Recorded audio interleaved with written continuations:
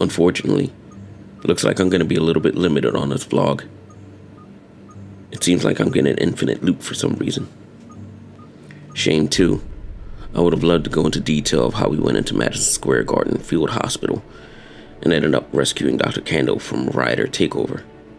Or how we went to the Hudson Rail Yard refugee camp to get some blood samples for Kando and ended up foiling a cleaner attempt to wipe out those refugees with Napalm B.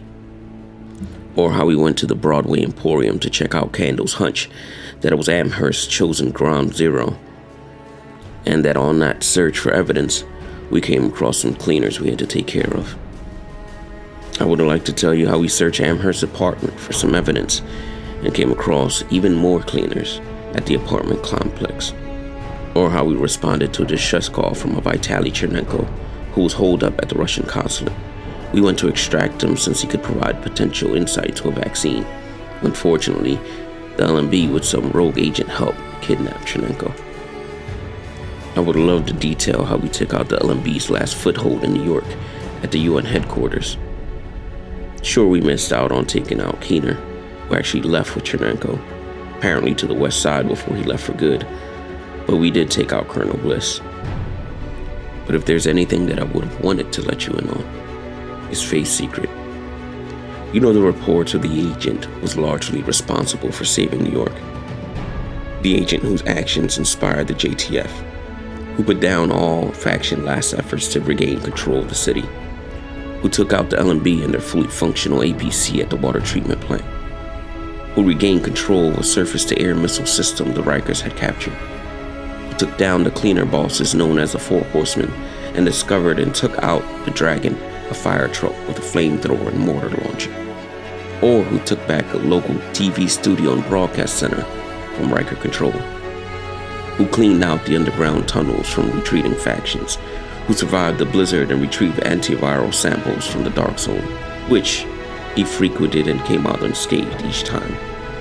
The truth is that Faye was to recruit the best agent to head up Manhattan. The problem was that when Keener took out the division commander, Faye was actually the only one that survived. That agent that she originally picked didn't make it. But she knew the news would demoralize the JTF, and as a result, the rest of New York. So she concocted an idea, a concept, bigger than any threat in Manhattan. One that could not be killed. So her last-ditch effort was to convince people that the agent survived. And he did, through us. The agent would be secretly composed of many, like me. Because of us, the agent would be able to attack from everywhere and anywhere. Faye's idea worked so well that the stories of our combined exploits exaggerated what we even did. They spoke of the agent like they had killed LeRae Barrett more than 1,000,000 times over. They spoke of him like he could sidestep and dance around enemy fire. The truth, though, as invincible as that persona became, we still lost some good people along the way. But their efforts, along with those that were lucky to still remain, led to our taking back of the city under the guise of a superhero that could never be defeated. Gotham has Batman. Metropolis has Superman. Manhattan had the agent. DC in turn will have you. Good luck in taking back the capital. History will remember.